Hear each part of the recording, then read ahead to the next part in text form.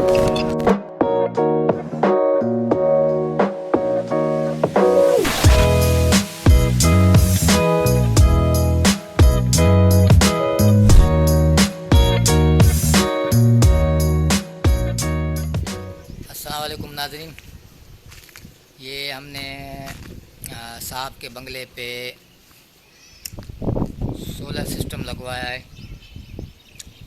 आप देखें और आपको दिखाएं। माशाल्लाह ये 2 प्लेटें,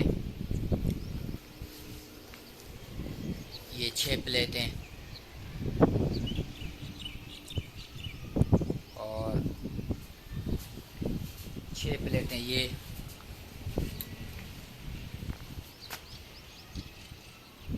6 प्लेटें। ये सारा सोलर सिस्टम तकरीबन 5 लाख रुपए खर्चा है इस सोलर सिस्टम में जो ये हमने लगवाया है। मेरे पीछे आप देख सकते हैं ये सोलर प्लेट, माशाल्लाह।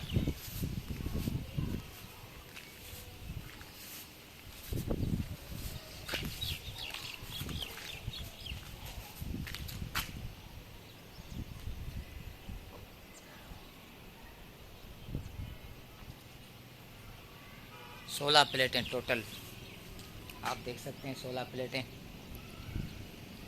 पूरी छत भर गई है माशाल्लाह।